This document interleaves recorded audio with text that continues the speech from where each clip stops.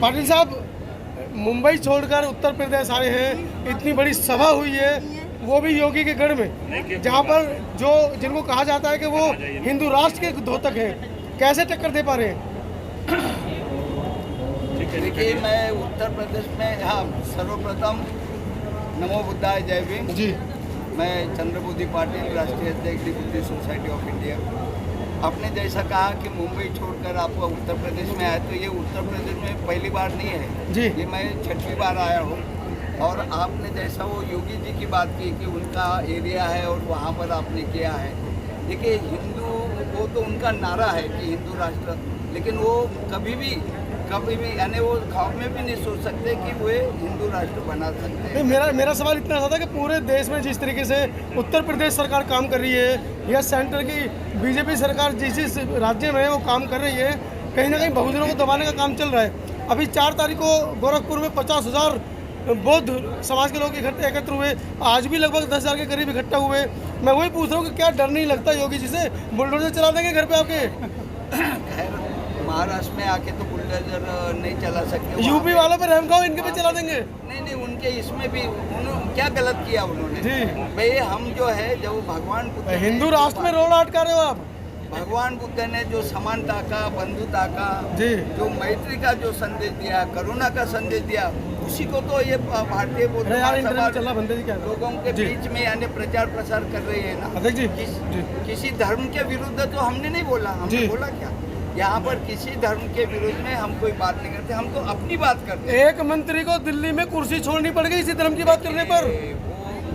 वो एक अलग चीज है कि उनको कुर्सी छोड़नी पड़ी है। जी। 1956 में जी 1956 से लेकर अभी तक ये पहला आपका ये हादसा है कि भाई उसको ये, नहीं तो जब भी यानी दीक्षा समारोह होता पूरे भारत में होता है, 22 प्रतिज्ञा के सिवा दीक्षा समारोह संपन्न हो ही नहीं सकता जी। और हम करते आ रहे जगह जगह यानी है, तो किसी ने यानी उसमें ऑब्जेक्शन लिया, क्योंकि बाबा साहब के समय, और आपको विदित होगा, दीक्षा भूमि पर 22 प्रतिज्ञा लिखी हुई है।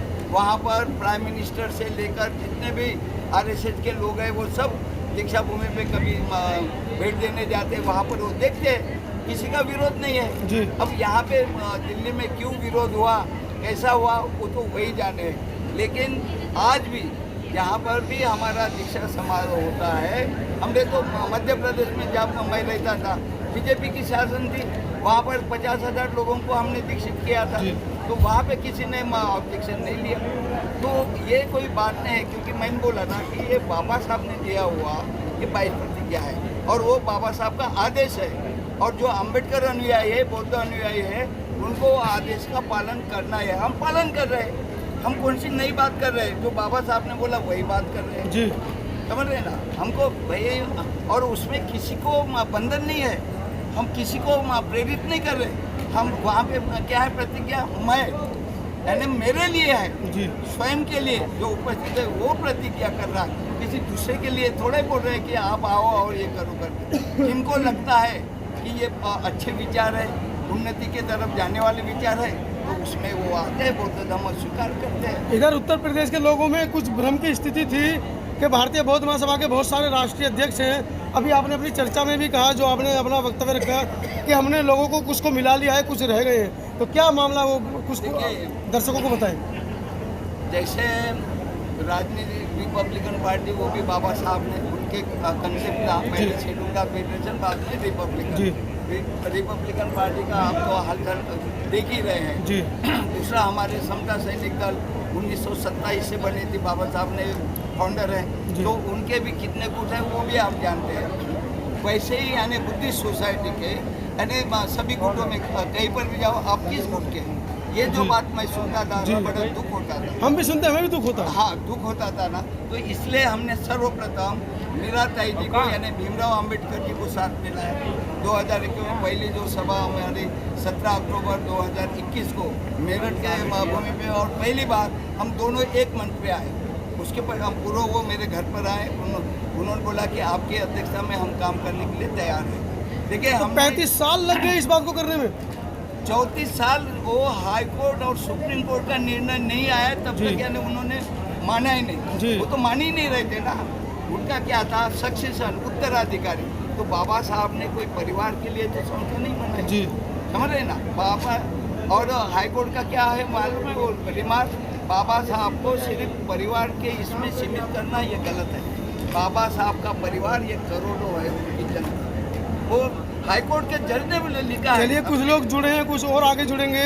आगे आगे क्या काम करने का आपका प्लान है? दूसरा ये जो था बर्वे जी और जौनजाड़े जी अलग अलग हुए थे, वे भी हम इकट्ठा हो गए। हम तो प्रयास कर रहे हैं। अब कोई लोग बोलते हैं कि राजरत्न को क्यों नहीं लेते, हमने प्रयास किया था उनको ट्रस्टी बनाने। तो उनके पिताजी जब हयात थे ना, हमने प्रयास किया था कि भाई उनको भी ट्रस्टी बनाकर आप ये करेंगे।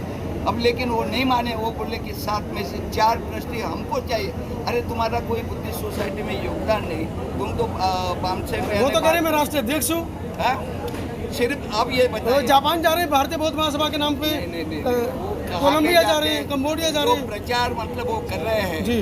तो आप जैसे 10 लोग मिलते हैं, 10 लोग एक मीटिंग लेते हैं और चैरिटी कमीशन में वो देते हैं कि भाई ये हमने ट्रस्टी नियुक्त किए हैं, और वहाँ पे आपको रिसीट मिलती है।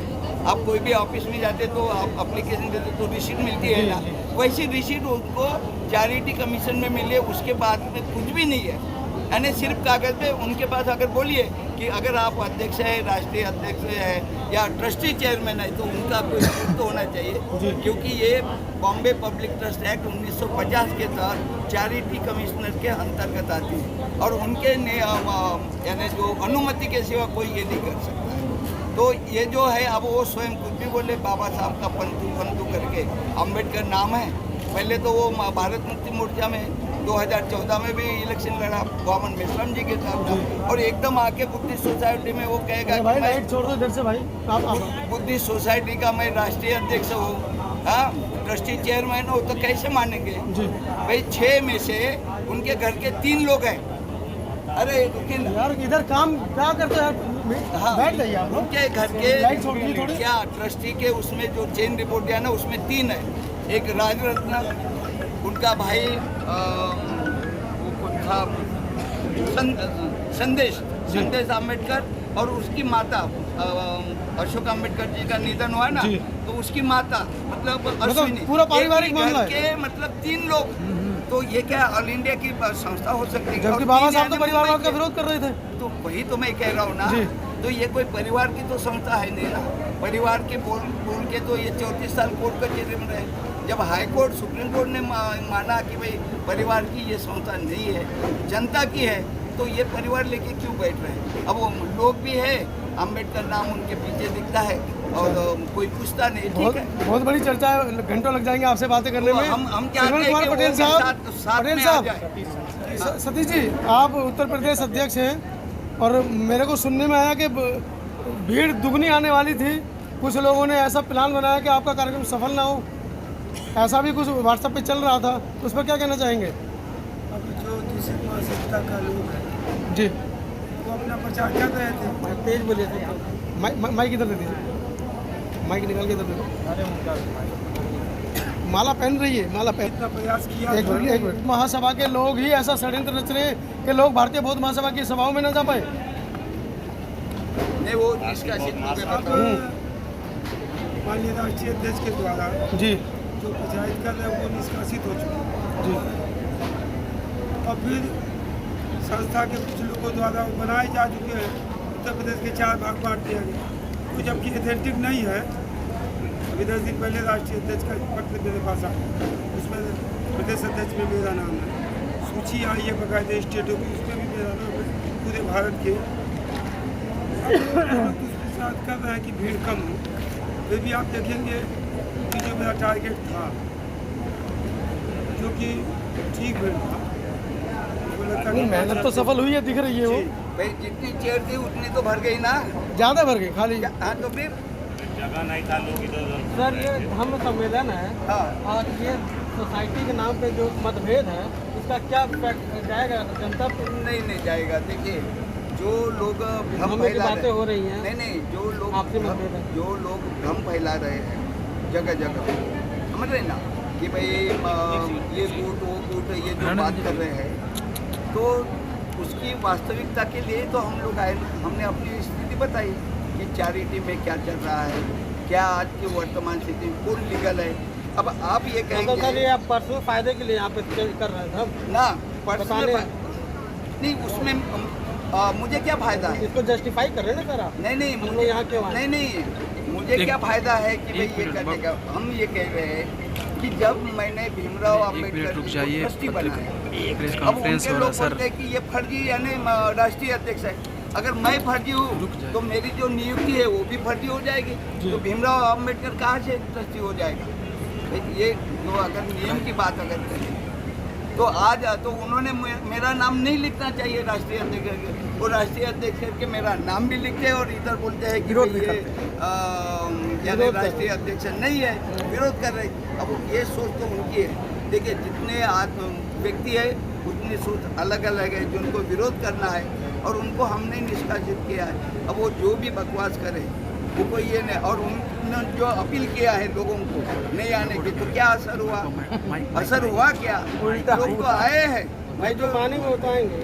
अब वो तो जिनको आना है, क्योंकि एक माह से ये लगातार प्रयास कर रहे हैं। पिछले 30 अप्रैल को ये कार्यक्रम होना था, लेकिन चुनाव की वजह से स्थगित हुआ, समझ लेना। नहीं तो ये 30 अप्रैल का था, तो 11 अप्रैल में ये हो गया।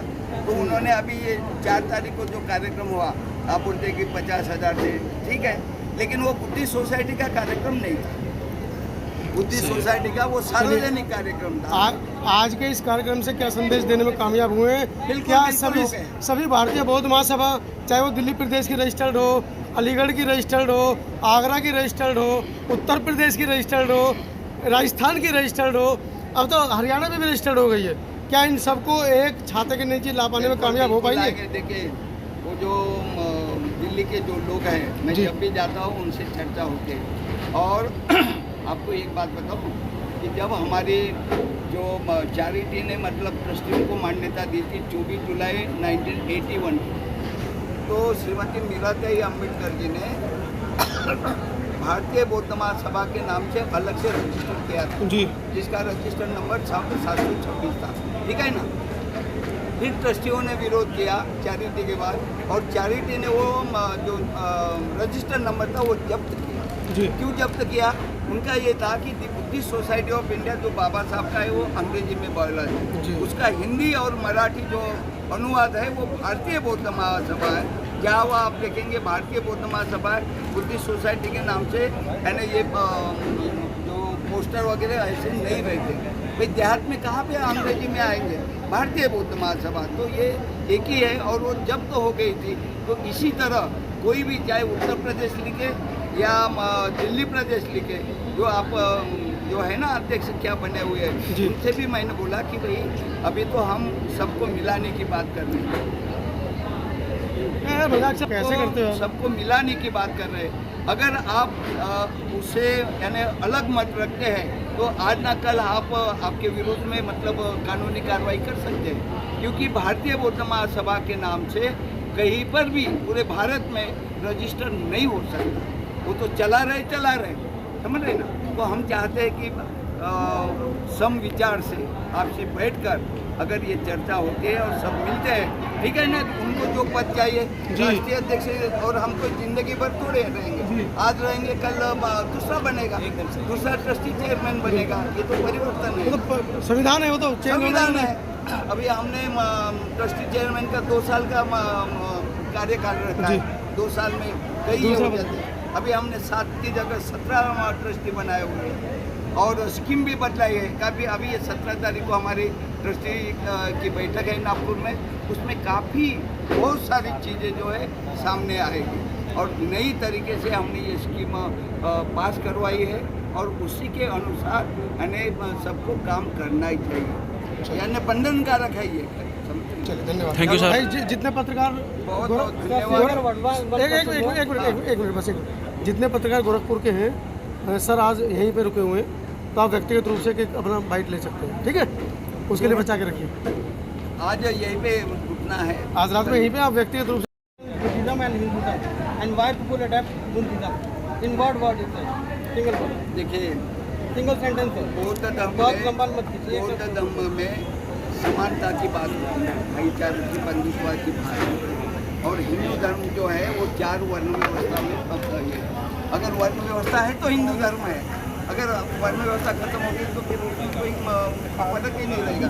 भगवान बुद्ध ने इसलिए तो कोई वर्ण व्यवस्था का उच्च नीच को नहीं माना, यहाँ तक को महिलाओं को भी समान अधिकार दिया। तो ये समानता का, बंधुता का, भाईचारे का, शांति का, समता का, ये जो है ये बुद्धिज्म में है। हिंदू का आडम्बर है। हिंदू में क्या है मतलब ये चीज़ें कहाँ मिलेगी? अगर ये समानता की बात रहेगी तो वो वर्ण व्यवस्था करती नहीं, एक को ऊंचा एक को एकदम नीचा ऐसा क्यों करती है? भाई मनुष्य तो एक जैसे ही आते हैं ना।